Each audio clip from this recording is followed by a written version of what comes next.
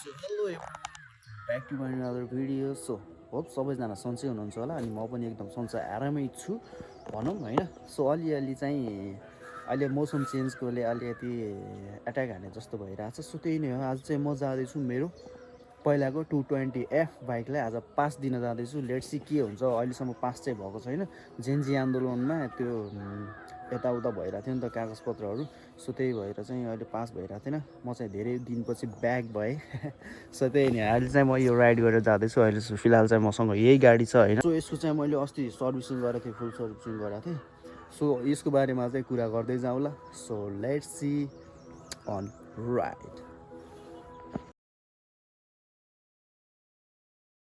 हिँडिरहेको थिएँ बाइक लिएर, हेन्डसम्मले माथिबाट चिच्चाइहाल्यो. कस्तो हुन्छ एकचोटि ट्राई गरौँ होइन. ए चस्मा त देखाउनु पऱ्यो नि. हेन्डसम्मले मलाई राइडको लागि दिइराख फेरि कडक. ल फर्किने आजै फर्किने हो. चस्मा लगाएर चाहिँ होइन, गगल्सहरू लगाएर चाहिँ अलिकति यो मास्कहरू लाउँछु भनेर चाहिँ सोच्नै नमिल्ने के हुँदै हुन्न क्या. कि त अलि स्पिडिङ भयो भने चाहिँ हुन्छ होइन. किनकि यो हावाले फगहरू हटाइदिन्छ प्रेस भएर. अनि रोकेको समयमा त पुरै फग गराइदिन्छ क्या. एन्टिक फग पनि होइन फेरि यो चस्मा फेरि जहिले गाडी भन्न आउँछ. मैले फेरि बाइकलाई पनि गाडी भन्छु क्या. बाइकलाई पनि गाडी भन्छु अनि अरू झुक्किन्छन् क्या, मान्छेहरू धेरै झुक्किन्छन् क्या. मैले बाइकलाई गाडी भन्ने बानी हो कि मेरो. चोक कटेर पनि अगाडि आइयो. अब चेकिङ छ कि छैन त्यो कुरामा ध्यान दिनुपर्छ हामीले. अझै पनि मर्निङ टाइममा त चिसो रहेछ कि यार. दिउँसोमा त वाइल्ड गर्मी हुन्छ होइन.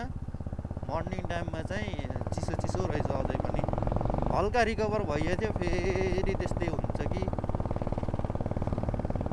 यो गगल्स क्या दामी रहेछ के. कस्तो गगल्स लगाएको नलाएको फरकै नपर्ने के. बाहिर यो सिनेरी हेर्दाखेरि क्या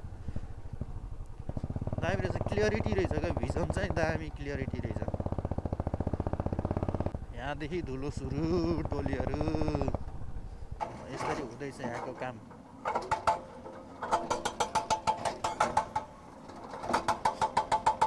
यसो यतातिर फर्क्यो भने म गइदिइहाल्थेँ यार.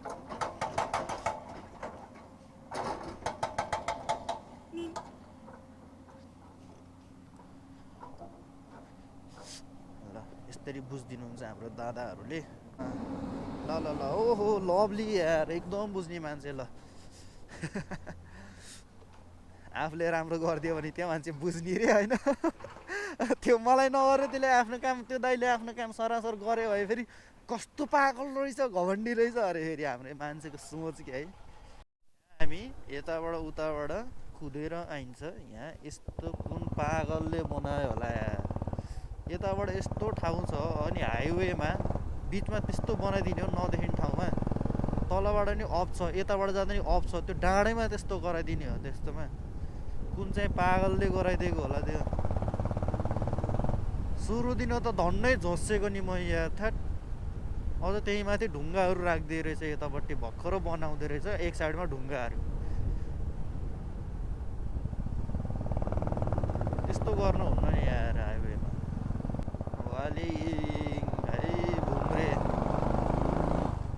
औडा सुनिन्छ यार. यहाँबाट छिर्दिने हो, जाने होइन. अन्त उताबाट जाने नै होइन कि, यतैबाट छिर्दिने हो क्या.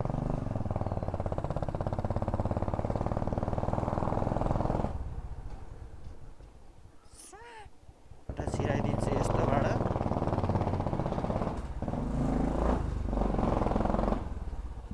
बाफ्रे साउन्ड त मरत छ क्या यस्तोमा त झन्.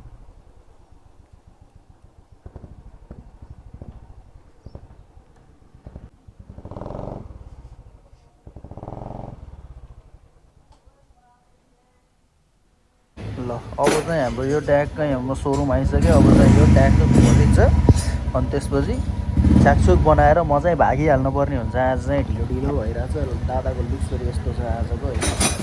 सधैँ भयो लेट्सी के हुन्छ त, सक्सेस हुन्छ कि हुन्न, कस्तो लागिरहेछ छोटो, सक्सेस हुन्छ त? सक्सेस त 100% हुनु पऱ्यो नि होइन र? ल हाम्रो मास डन हो क्या छोटो। सूर्य डन है, सूर्य डन।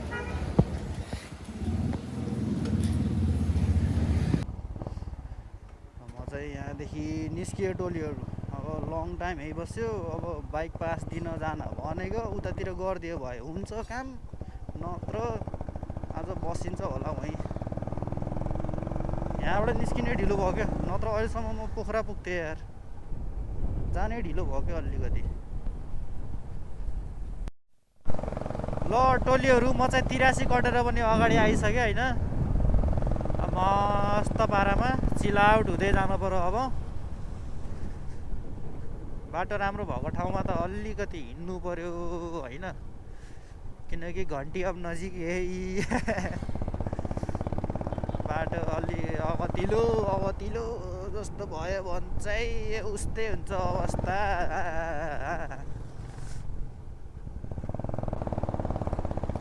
ल म चाहिँ बयरघारी आएँ, बयरघारी।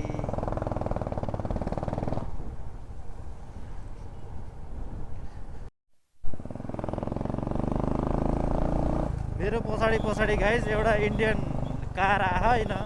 यस्तो कुदाखा नि यो पछाडिबाट पेल्नै खोजिरहेको के, जसरी हुन्छ ओभरटेक हान्नै खोजिरहेको। बाइकलाई ओभरटेक हान्नु खोजेको जसरी हुन्छ। अहिले त अलि पछि भयो, एउटा गाडी थियो त्यहाँ नजिकै आएर हर्न हानेको गर्छ यारमा उता साइडमा।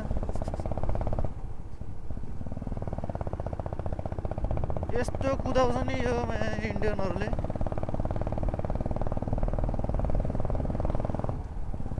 जहाँ घुम्टिन्छ त्यहीँ ओभरटेक हानिदिन्छ अझ पागलहरू।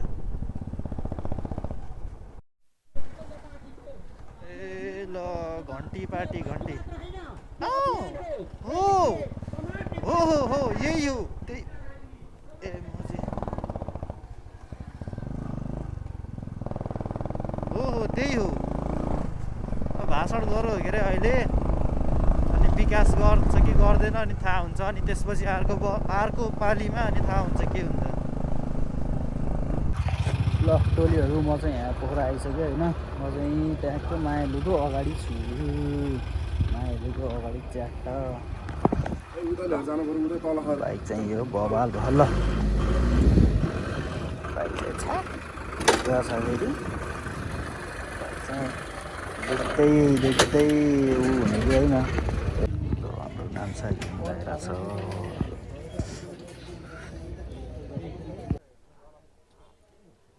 पानी पर्छ होला यार आज होइन।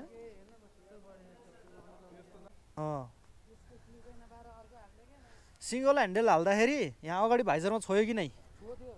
सिङ्गल ह्यान्डल हार्दाखेरि यो चाहिँ यो यहाँदेखि खुलाएर यो डाउन गर्नुपर्छ कि यतातिर डाउन गरिदिनुपर्छ कि यो डाउन गर्न मिल्छ कि यहाँबाट खुलाएर? ए फेरि छेडेको ठुलो? ए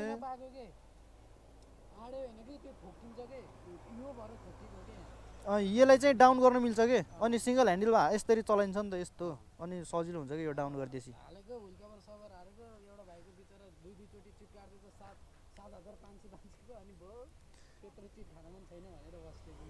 व्हिल कभर त हाल्नु हुन्न खासमा, लङ राइड हान्दाखेरि बाइकै बत्ताउँछ क्या।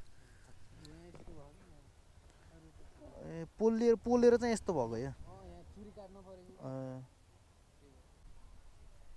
गाडी चाहिँ त्यही दोस्त मेरो, दोस्त अरे टोलीहरू मेरो होइन। गाडी चाहिँ पहिल्यै हो 2-3 महिना भन्दा नि धेरै भइसक्यो। कुनमा हो? मङ्सिरमा हो के हो? सायद मङ्सिरमै होला।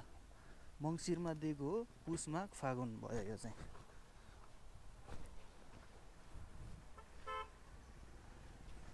कट्दैन र? कट्छ त।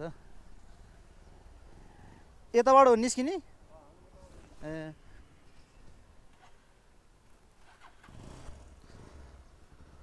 ल त ल भोलि भेटौँ। ल सय टोलीहरू हामी यहाँ बस्दिरहेको थियौँ होइन। यता यो लिएको गाडी चाहिँ यो हो होइन। अनि यतातिर चाहिँ असिना परिरहेको छ नि। भयो असिना आयो पुरै बाइक चाहिँ ल्याएको छ अहिलेको लागि होइन असिना चाहिँ ढोस्तो पर्न आइसक्यो यार पोखरी नानी र पानीको भर हुँदैन हुन्छ नि भर्खरैको भर्खर पानी असिना आइदियो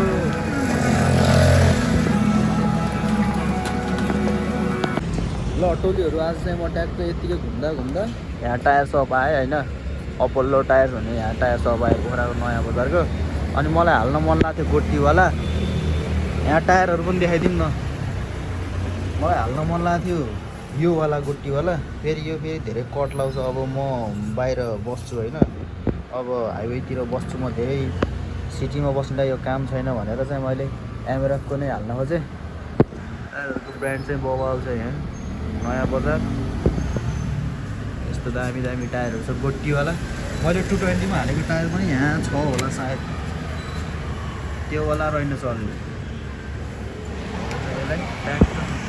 क्लियर पार्न लैजाउँ टायर सायर फिटिङ होइन यसको आँडै निस्केको कि एकतिर सो त्यही हो अब लेट्सी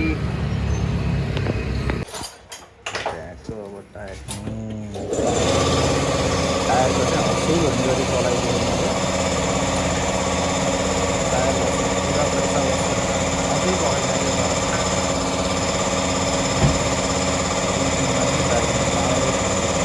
एउटा कुरा के सक्सेस भयो भन्दा पोखरा आएर अर्को कुरा चाहिँ एउटा कुरा गाडी पास अर्को कुरा चाहिँ ट्याक्क टायर न्यू टायर फिटिङ हुँदैछ अब मेसिनको साथमा ट्याक्क